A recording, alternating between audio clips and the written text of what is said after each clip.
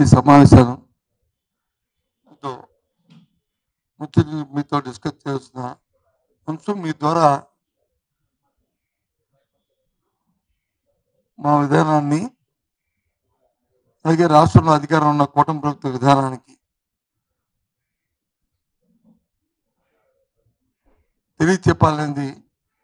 తెలియచేయాలని డిమాండ్తోని ఈ కాన్ఫరెన్స్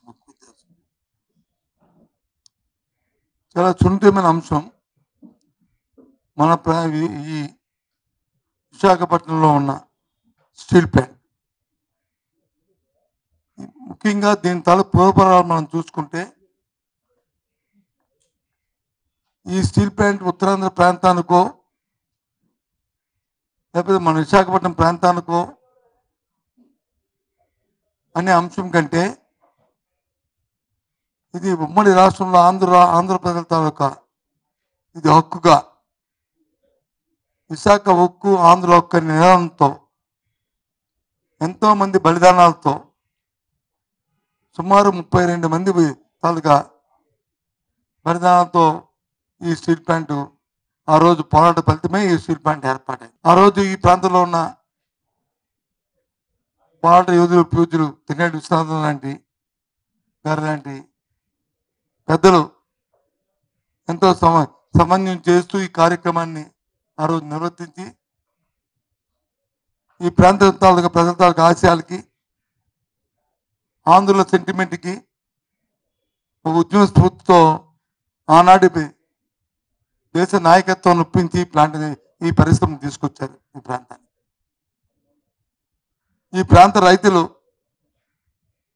సుమారు 32,000 ఎకరాలని 5,000 ఒక ఎకరం 1,000 2,000 32,000 ఎకరాలని ఈ పరిశ్రమ కోసం ఆనాడు ఇచ్చిన సందర్భాన్ని కూడా మరొకసారి మనం మననం చేసుకోవాల్సిన అవసరం ఉంది. అటువంటి ఈ పరిశ్రమని తర్వాత కొంతకాలం తర్వాత ఏర్పాటైన తర్వాత దాంట్లో పరిశ్రమని ఆనాటి ముఖ్యమంత్రి రాజశేఖర రెడ్డి గారి హయాంలో 2008వ సంవత్సరంలో దేశ ప్రధానిగా మన్మోహన్ సింగ్ గారు ఉన్న సందర్భంలో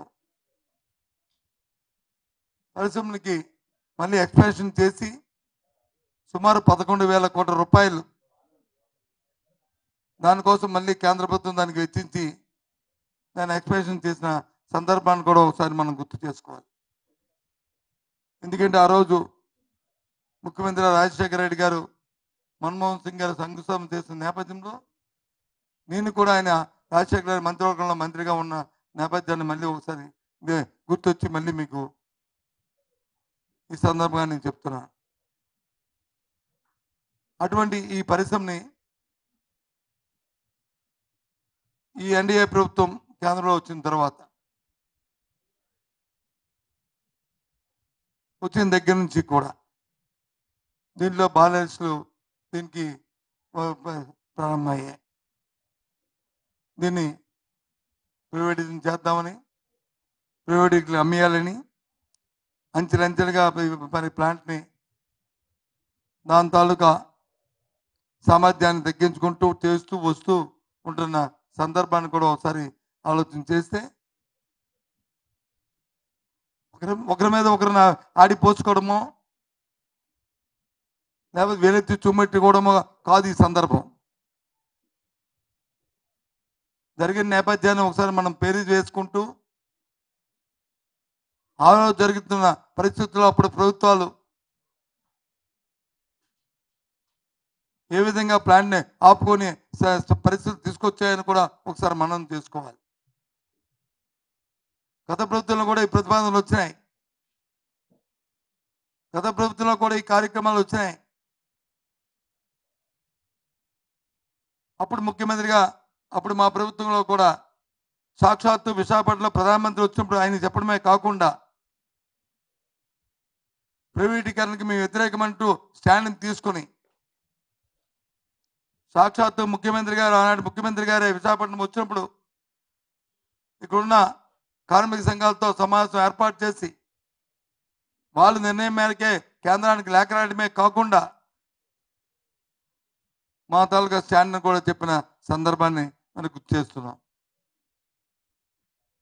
వాళ్ళు చేసిన ప్రతి ఉద్యమంలోనూ కూడా మేము పాల్గొన్నాం, ఆ కార్యక్రమాలు చేస్తాం. ఈరోజు ఆ రోజు పరిస్థితులకి ఈ రోజు పరిస్థితులకి వేరు. ఆ రోజు కేంద్రంలో ఉన్నది వచ్చి ఎన్డీఏ ప్రభుత్వం, రాష్ట్రంలో ఉన్నది వచ్చి వైసీపీ ప్రభుత్వం. రాష్ట్ర పగ్గాలు రాష్ట్ర అధికారంలో వైసీపీ మా పార్టీ చేతుల్లో ఉన్నప్పటికీ కూడా కేంద్రంలో పూర్తి స్థాయి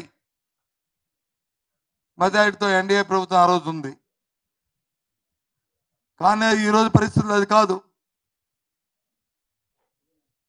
ఎన్డీఏ ప్రభుత్వం ఇవాళ కొన్ని మిత్రపక్షాలతో కలిసి ఈరోజు పరిపాలన చేస్తున్న నేపథ్యాన్ని ఒక్కసారి గుర్తు చేస్తున్నాను.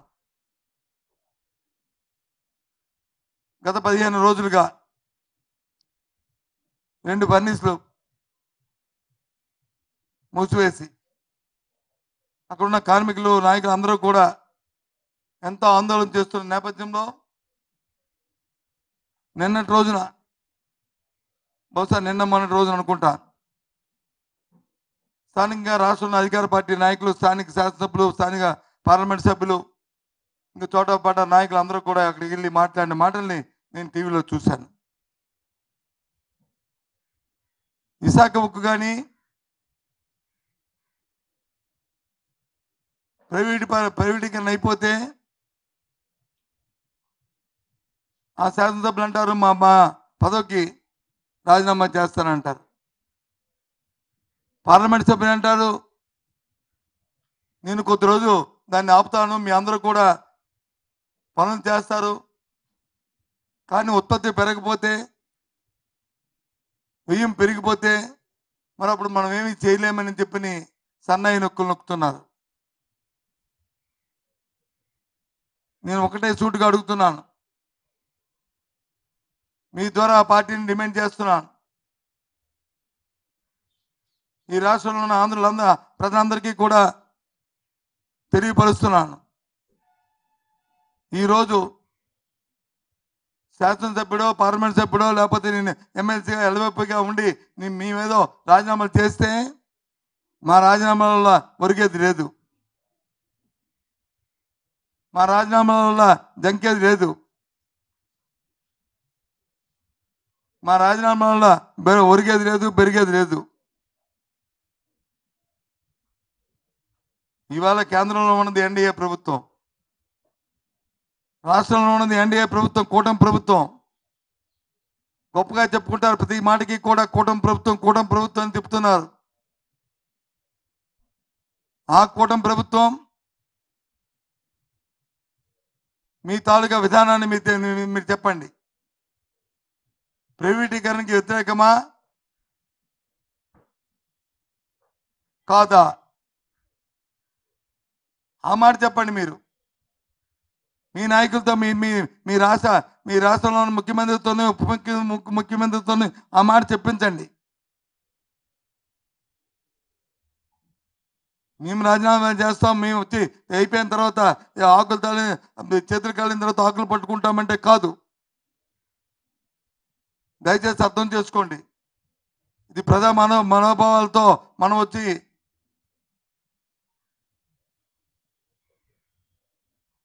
ఆటలు ఆడుకోవడం సమంజసం కాదు. రాజకీయాలకి ఇక్కడ తావులేదు, రాజకీయాలకి ఇక్కడ తావులేదు. మాకు భయం ఉంది. అందుకే ఆ రోజు సాక్షాత్తు మా అధ్యక్షుడు గాజువాక గత ఎన్నికల్లో ప్రచారానికి వచ్చినప్పుడు క్లారిటీగా చెప్పారు, ఒక మాట చెప్పారు. తప్పిచెడి కానీ ఇక్కడ కానీ మీరు కానీ కూటమి ప్రభుత్వాన్ని కానీ ఎన్నుకున్నట్లయితే, కూటమి అభ్యర్థులు కానీ గెలిపించుకున్నట్లయితే స్టీల్ ప్లాంట్కి అమ్మే పరిస్థితి వచ్చేస్తుంది అనే విషయాన్ని ఆయన చెప్పిన సందర్భాన్ని ఒకసారి గుర్తు చేస్తున్నాను.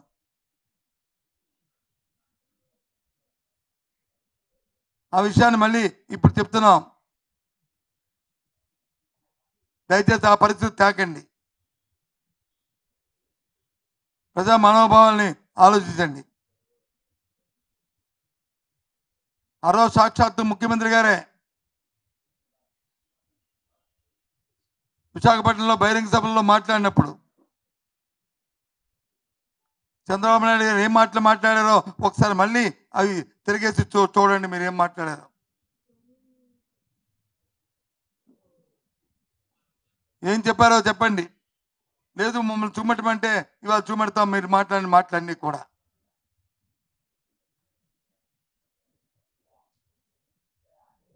అలాగే సాక్షాత్ ఉప ముఖ్యమంత్రి గారు ఆయన విశాఖపట్నంలో గాజువాకలో మాట్లాడిన మాటల్లో ఆయన మాటల్లోనే ఆయన కూడా ఒకసారి చూడండి. లేదు మమ్మల్ని చూపెట్టమంటే మేము చూపెడతాం. ఏ విధమైన మాటలు మాట్లాడారు ఆ మాటల మీద మీరు స్టిక్ అనే ఉండండి. ఆ మాటల మీద నిలబడండి. మీ మాటలు నమ్మి ఈ రాష్ట్ర ప్రజలు మీకు ఓటిచ్చారు. నమ్మకాన్ని ముమ్ము చేయకండి, మళ్ళీ మోసం చేయకండి. ఆనవాయితీగా ఉన్న మీ అలవాటుని దయచేసి చేయకండి. అమాయకులు మోసం చేయకండి దయచేసి. ఎందుకంటే ఈ దేశంలో ఎన్నో పరిశ్రమలు వచ్చాయి, ఎన్నో పోరాటాలు జరిగే పరిశ్రమల గురించి. కానీ పరిశ్రమలు వద్దని పోరాటాలు జరిగే దేశంలో మా ప్రాంతంలో పరిశ్రమ పెట్టద్దు, మా ప్రాంతంలో పరిశ్రమ పెడితే కాలుష్యం ఉంటుంది, మా ప్రాంతంలో పరిశ్రమ పెడితే మా భూములు పోతాయి అని పెట్టారు. కానీ విశాఖ ఉక్కు పరిశ్రమ ఉద్యమం అది కాదు.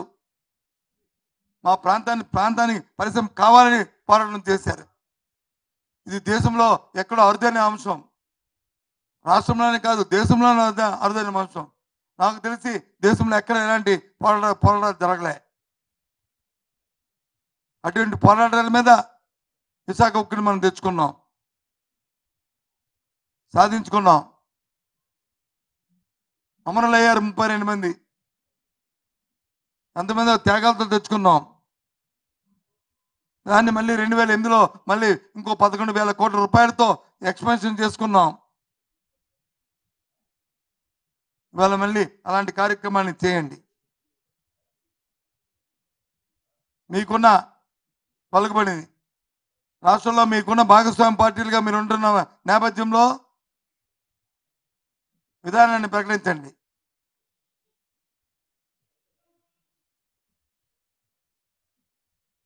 ఏదో ఇవాళ తెలుగుదేశం పార్టీ ఒకటే కాదు ఇవాళ అధికారం ఉంది రాష్ట్రంలో ఉన్నది. తెలుగుదేశం పార్టీకి మిగతా పార్టీ కూటమిని ఏర్పాటు చేయడంలో ప్రధానమైన భూమిక పోషించానని చెప్పుకున్నారు డిప్యూటీ సీఎం గారు.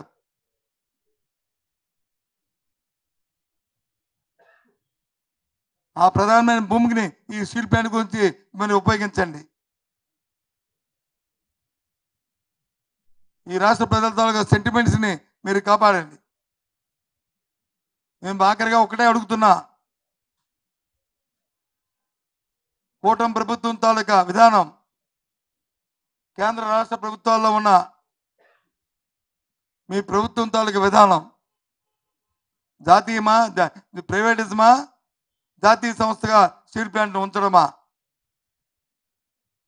విధానాన్ని ముందు ప్రకటించండి. అదేదో చిల్లరగా ఇక్కడ నాయకులు అక్కడ నాయకులు మాట్లాడితే కాదు. అయితే సాక్షాత్తు ఇక్కడ ముఖ్యమంత్రి ఉప ముఖ్యమంత్రి మాట్లాడాలి, లేదు కేంద్రంలో ఉన్న ప్రధానమంత్రి వారు మాట్లాడాలి. ప్రభుత్వం అధికారంలోకి వచ్చిన వెంటనే ఉక్కు శాఖ మంత్రి వచ్చారు, స్టీల్ ప్లాంట్ చూశారు. ప్రెస్ కాన్ఫరెన్స్లో మీ ప్రెస్ సోదరులు అడిగారు, మీ విధానం ఏంటని అడిగారు. నా సాయశక్తిగా ఉంచడానికి ప్రయత్నం చేస్తాను, కానీ ప్రధానమంత్రి గారిని అడిగి చెప్తాను మీకు అని చెప్పారు. ఒకసారి మీకు జ్ఞప్తికి చేసుకొస్తున్నాను. అంటే దీని మీద క్రికెట్గా ఎన్డీఏ ప్రభుత్వం తాలూకా విధానాన్ని ప్రకటించవలసిన అవసరం ఉంది. ప్రకటించాలని డిమాండ్ చేస్తున్నాం, ప్రకటించాలని కోరుతున్నాం. నా ప్రెస్ కాన్ఫరెన్స్ తర్వాత, నా ఈ పత్రికా సమావేశం తర్వాత ఎన్నో అవాకులు చవాకులు మా మీద ఎన్నో మాట్లాడతారు, నాకు తెలుసు.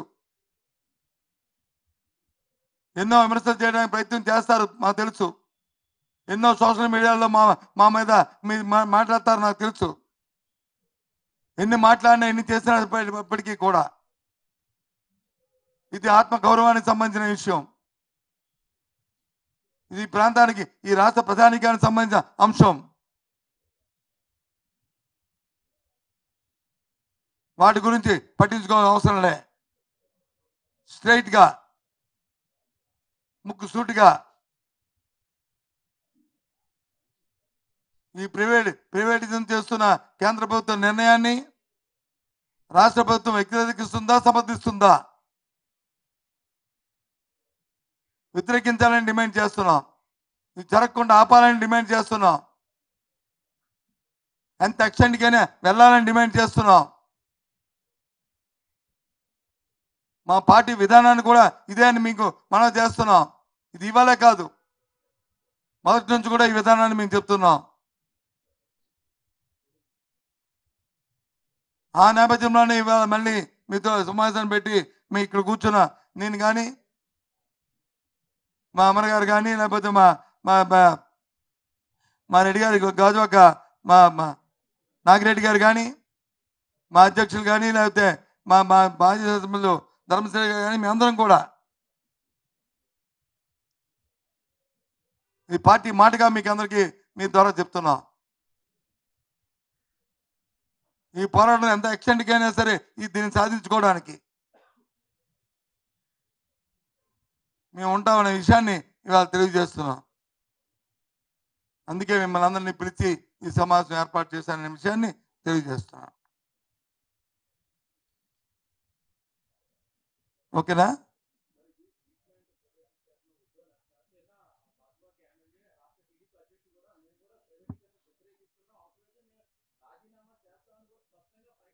నేను అదే చెప్పాను బాబు.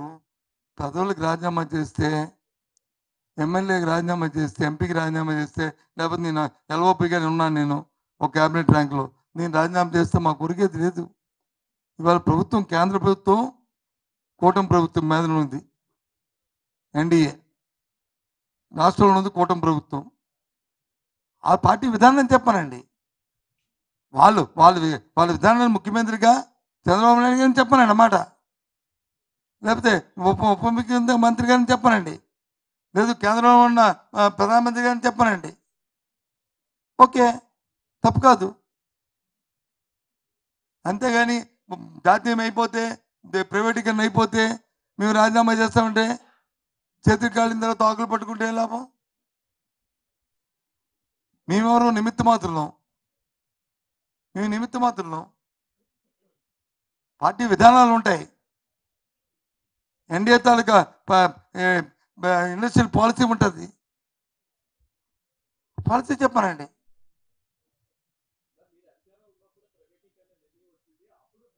మేము అప్పుడు ఎస్ ఎస్ ఎస్ ఎస్ నేను ఇప్పుడు కూడా అదే చెప్తున్నాను కదా. ఆ రోజు మేము ప్రధానమంత్రిని కాదు, దవడడానికి వీలు లేదని ప్రధానమంత్రి సాక్షాత్తు చెప్పాము. మా నిర్ణయాన్ని, ప్రభుత్వ నిర్ణయాన్ని, ఆ రోజున మా పార్టీ నిర్ణయాన్ని చెప్పాము. ఈరోజు కూడా నిర్ణయానికి కట్టుబడి ఉన్నాము. నిర్ణయాన్ని కట్టుబడి ఉన్నామని చెప్తున్నాం కదా. ఇది పోరాటమే. పోరాటం రాజీనామా చేస్తే మేమేనా ఎన్డీఏలో భాగస్వామా? మీరు రాజీనామా చేయడానికి అందుకేనండి, మీ ఎన్డీఏలో భాగస్వామా? మీరు రాజీనామా లేదు, మా 10 మంది ఎంపీలు రాజీనామా చేస్తే ఎన్డీఏ ప్రభుత్వం పడిపోతా. నేను ఇప్పుడేమి ఎమ్మెల్యేని కానీ ఎంపీని కానీ రాజీనామా చేయమని అడగలేదే. నేను అడిగాను రాజీనామా చేయమని. వాళ్ళు చేస్తాను కానీ నేను చేస్తే ఉపయోగం ఉందని చెప్పాను.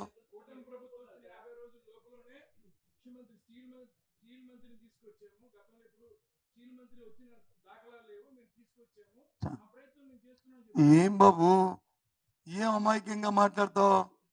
స్టీల్ మంత్రి వచ్చి ఏం చెప్పాడు? ఏం చెప్పాడు? చేయనని చెప్పాడా? నా నా అభిప్రాయం నేను ప్రధానమంత్రి అడిగి చెప్తానని చెప్పాడు. ప్రధానమంత్రి అడిగాడు, నిన్న వచ్చి రెండో పని నుంచి మూసాడు. ప్రధాని ఏం చెప్పాడు? స్టీల్ మంత్రి వచ్చాడు, నేను వచ్చాను చూశాను, మీ ఇంటికి వచ్చాను, కాఫీ తాగినట్టు కాదు కదా. కాఫీ తాగిన తర్వాత వచ్చిన ఫలం ఏంటి? ఆయన ఆయన ఏం చెప్పాడు? మీ టీవీలో ఉన్నది, ఒకవేళ నేను చెప్పింది తప్పు అయితే కాదండి, మీరు చెప్పింది అబద్ధం అని చెప్పండి, అవి విత్డ్రా మై వర్డ్. చెప్పండి, ఇది కూడా చెప్పండి.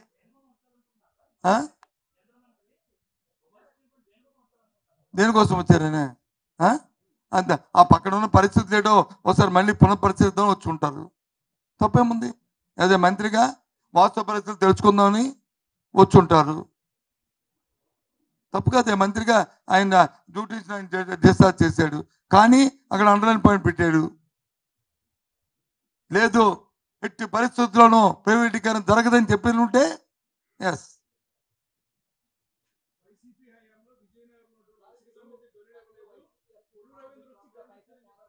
ఏది? ఎవరు? మాకు కలిసి వచ్చే పార్టీలతోనో కలిసి వచ్చే మనుషులతోనో కాదు. మా పార్టీ విధానం మాకు పోరాటంలో ఏ విధంగా ప్రజలతోనో చేయడమో మాకు తెలుసు. మీకు రాజకీయ పార్టీలు ముఖ్యం కాదు. మా ప్రజాబలంతోనే మేము ఆ కార్యక్రమం చేస్తాం.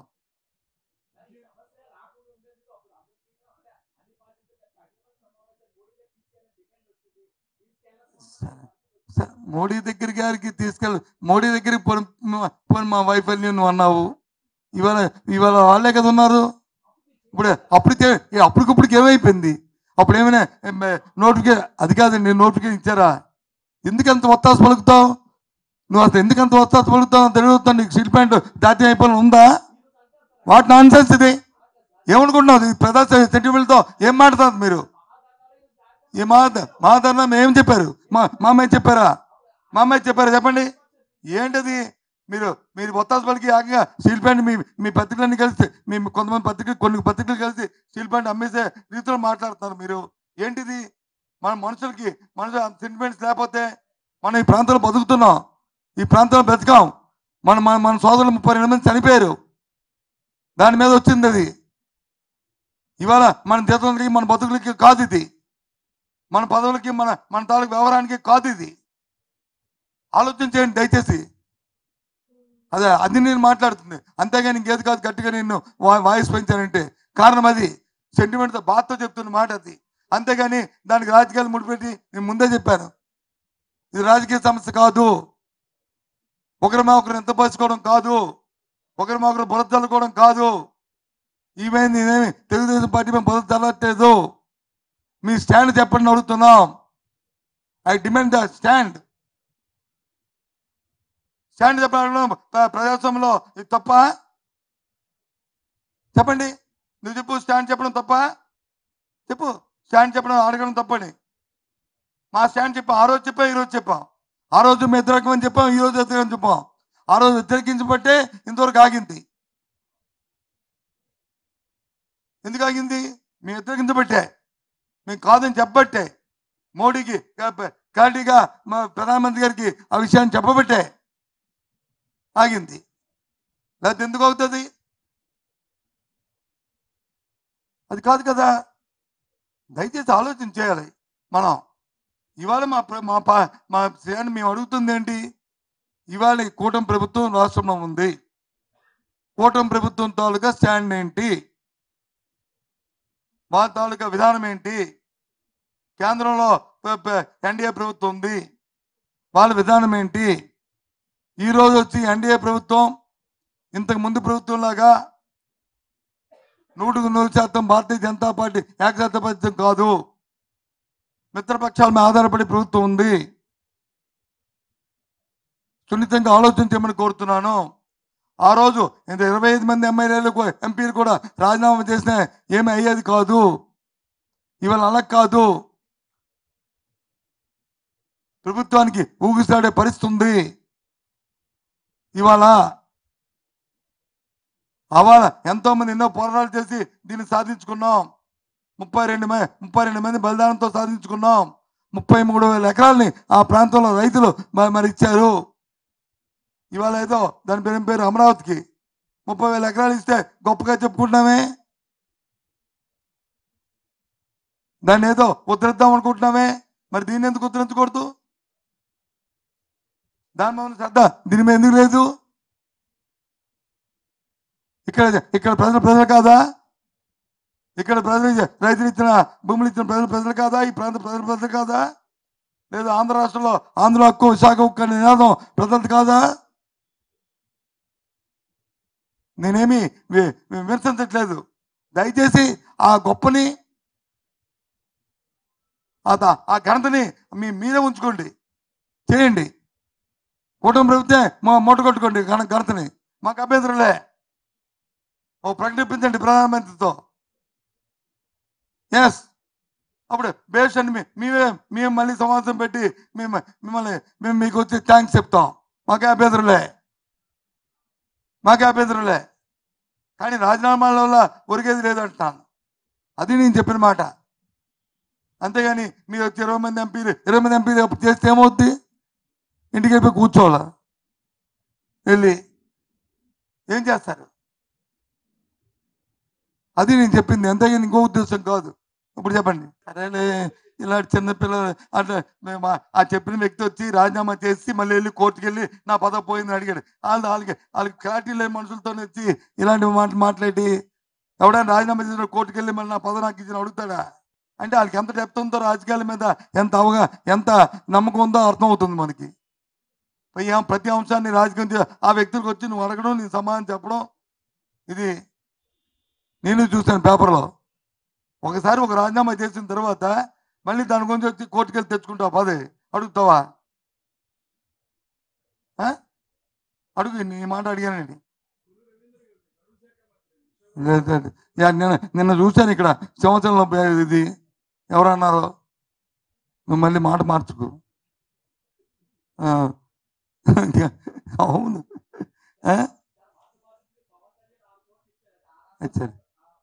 ఇచ్చారు.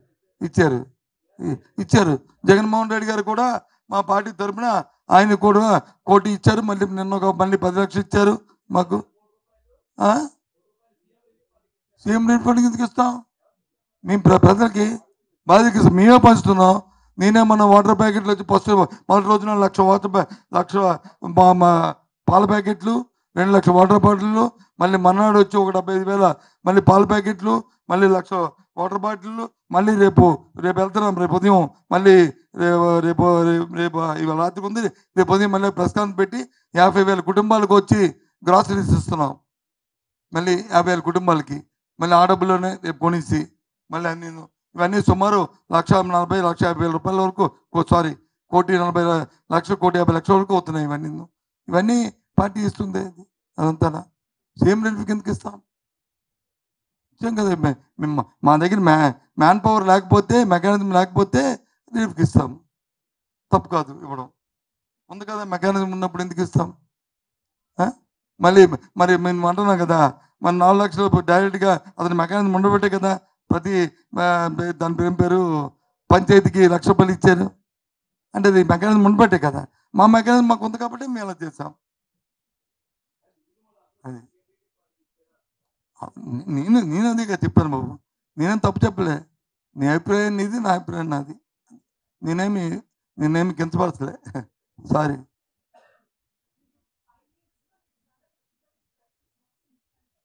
5 yearsలో చాలా కష్టపడి ఎస్